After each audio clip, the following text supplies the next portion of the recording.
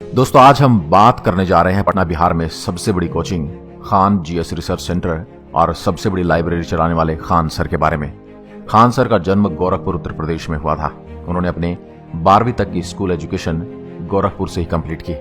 उसके बाद ये ग्रेजुएशन करने इलाहाबाद यूनिवर्सिटी आ गए। जब यह 12th क्लास में थे तो इन्होंने AIEEE की तैयारी की थी, क्योंकि एग्जाम की एक रात पहले इन्होंने काफी देर तक पढ़ाई की थी, इसलिए एग्जाम के दिन सोते ही रह गए थे। दोस्तों खान सर बचपन से ही पढ़ाई में बहुत इंटेलिजेंट थे। अगर देखा जाए तो वे एक ऑलराउंड स्टूडेंट थे। उनका कोई पर्टिकुलर सब्जेक्ट नहीं था, बल्कि उन्हें हर सब्जेक्ट में इंटरेस्ट था। उन्हें बचपन से ही अलग अलग फील्ड की नॉलेज लेने में मजे आते थे। इसका अनुमान आप इस बात से लगा सकते हैं कि उन्होंने अपनी ग्रेजुएशन PCM से कंप्लीट की है, जबकि वे अपने कोचिंग सेंटर में GS पढ़ाते हैं। अपने कॉलेज टाइम पर खान सर स्टूडेंट यूनियन में बहुत एक्टिव रहते थे। अपने फाइनल ईयर में वे इलाहाबाद यूनिवर्सिटी के स्टूडेंट यूनियन के लीडर भी थे, जहां पर स्टूडेंट की मांगों को पूरा कराने के चक्कर में उन्हें 3 बार जेल भी जाना पड़ा था। खान सर का जन्म तो यूपी में हुआ था, लेकिन उनका ननिहाल बिहार में था, जहां वे बचपन से ही काफी आया जाया करते थे, जिससे उनके अंदर बिहार के प्रति अलग ही प्यार है। अपने स्कूल व कॉलेज के टाइम पर बिहार का इतिहास पढ़ने पर वे बिहार से काफी प्रभावित थे। वे कहते हैं कि बिहार में कुछ तो ऐसी बात है जिससे यहाँ पर आर्यभट्ट, चाणक्य, चंद्रगुप्त की तरह हजारों महान लोग पैदा हुए हैं। बिहार की हिस्ट्री जानने के बाद खान सर को इस बात का बड़ा दुख है कि बिहार जैसी महान भूमि ने अपना सम्मान खो दिया है। इसलिए वे अपने कोचिंग में स्थित बच्चों से कहते हैं कि हम सबको मिलकर पुराना मगध बनाना है, बिहार को उसका खोया हुआ सम्मान वापस दिलाना है। मैं आपको अपने बारे में बताऊंगा तो थोड़ा देशभक्त टाइप का आदमी हूँ। मैं हिंदुस्तानी होने में बिलीव करता हूँ, न कि हिंदू मुस्लिम होने में। मैंने खान सर की बहुत सारी वीडियो रेगुलर देखी थी। मुझे इनकी एक चीज सबसे ज्यादा पसंद आई, उनके पढ़ाने के तरीके के अलावा ये उससे ज्यादा इनका हिंदू मुस्लिम में भेद न करना, हिंदुस्तानी होने पर जोर देना। खान सर अपने कोचिंग सेंटर में ईद, दिवाली, दशहरा, क्रिसमस, होली, रक्षाबंधन, छठ पूजा सब बड़े धूमधाम से मनाते हैं। मुस्लिम होने के बावजूद भी वे हिंदू, सिख, ईसाई सबके त्योहारों को मनाते हैं। वे अपने कोचिंग सेंटर के बच्चों को भी यही सिखाते हैं कि हमें हिंदू, मुस्लिम, सिख, ईसाई नहीं बल्कि हिंदुस्तानी होना चाहिए। मैं अपना पर्सनल बताऊं तो APJ अब्दुल कलाम के बाद यह दूसरे ऐसे मुस्लिम भाई हैं जिनसे मैं इतना प्रभावित हूं। अपने इस सर्व धर्म प्रधान और अपने हिंदुस्तानी होने की विचारधारा की वजह से कुछ विशेष समुदाय के लोगों ने 11 मई 2019 को इनकी पटना स्थित कोचिंग सेंटर पर जबरदस्त बमबारी कर दी थी। हुआ यह था कि खान सर अपने कोचिंग सेंटर में हर त्योहारों को, चाहे वह हिंदू हो, मुस्लिम, सिख, ईसाई, किसी का भी बड़े धूमधाम से मनाते हैं। संक्रांत के दिन खिचड़ी का त्योहार होता है। खान सर ने अपने कोचिंग सेंटर में बड़ी मात्रा में दही चूड़े का इंतजाम किया। विकलांग बच्चों को खुद के हाथों से खिचड़ी खिलाई और बड़े धूमधाम से इसे मनाया। तब से कुछ धार्मिक समुदाय के द्वारा उनके पास धमकी वाले कॉल आने लगे कि आप मुस्लिम होकर हिंदू के त्योहारों में इंटरफेयर मत करिए, इस बीच कोई छेड़खानी मत करिए। लेकिन खान सर इसे इग्नोर करते रहे। जब खान सर ने सरस्वती पूजा का त्योहार भी बच्चों के साथ बड़ी धूमधाम से मनाया तो धार्मिक समुदाय ने साफ कह दिया कि हम आपसे इसका बदला लेंगे।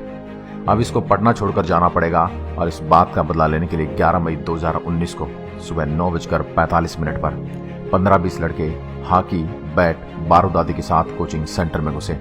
CCTV कैमरा, LED, लैपटॉप जो भी उन्हें मिला सब तोड़ फोड़ दिया।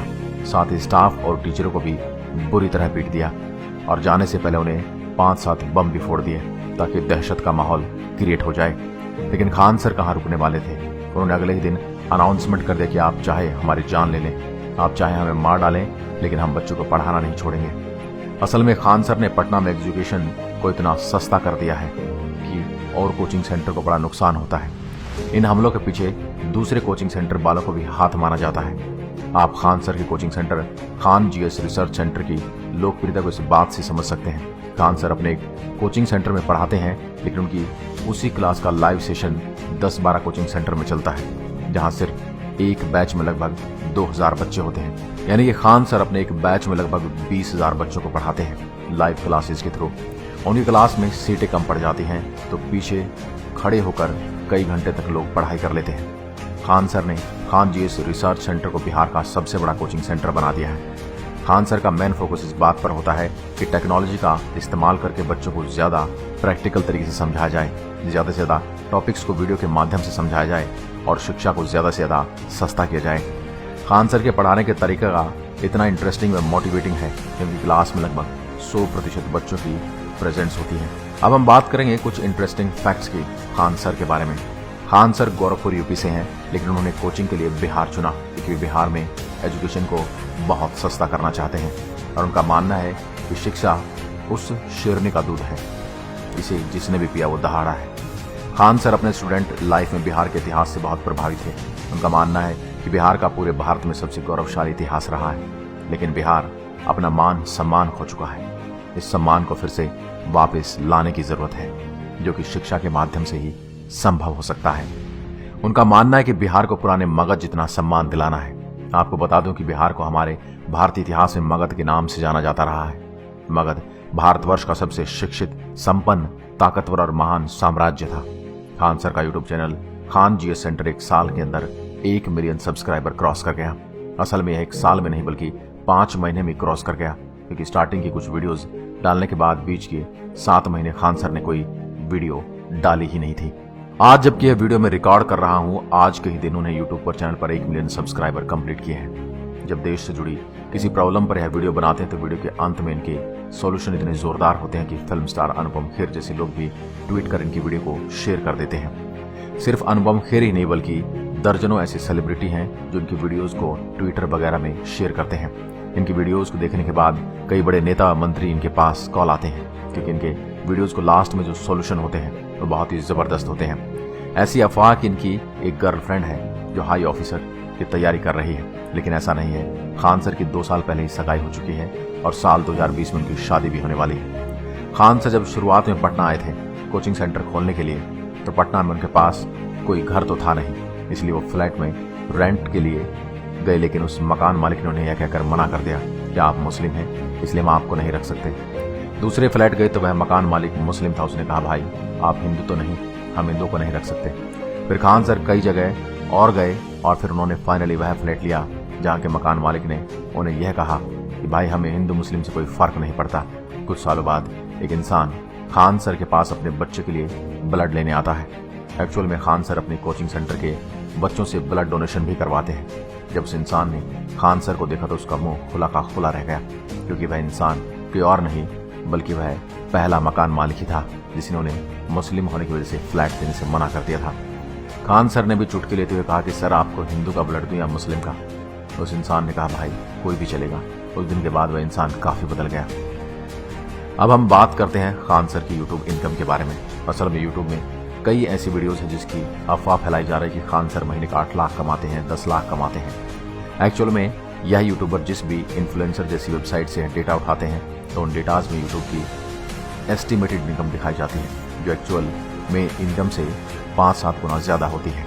और यूट्यूब ये जानबूझकर दिखाता है ताकि ज्यादा से ज्यादा लोग उनके प्लेटफॉर्म में आने के लिए एक्टिव हों। जहां तक मेरा मानना है वहां तक खान सर 1 लाख या 2 लाख महीने का अर्न करते हैं। एक्चुअल में खान सर की जो मेन इनकम है वो इनकी कोचिंग सेंटर से है, जहां पर वो महीने का लाखों कमाते हैं। लेकिन सबसे अच्छी बात यह है कि वो इस पैसे को खुद नहीं रखते, बल्कि उस पैसे का अधिकांश हिस्सा अनाथ आश्रम, गौशाला, एनजीओ आदि में दान करते हैं। और उनके खुद के अनाथ आश्रम और गौशाला हैं जिन्हें वे खुद ही फंड करते हैं। दोस्तों, अगर आपको लगता है कि खान सर ने यह अचीवमेंट बड़ी ही आसानी से हासिल की है तो आप गलत हैं। यह तो उनके 18 घंटे कड़ी मेहनत का परिणाम है। पटना में उन्हें कई परेशानियों का सामना करना पड़ा, लेकिन वो डटे रहे, लगे रहे और खुद को प्रूव किया। आज वे हजारों युवाओं के प्रेरणा स्रोत हैं। दोस्तों, आशा करता हूं कि आप यह वीडियो जरूर अपने दोस्तों के साथ शेयर करेंगे।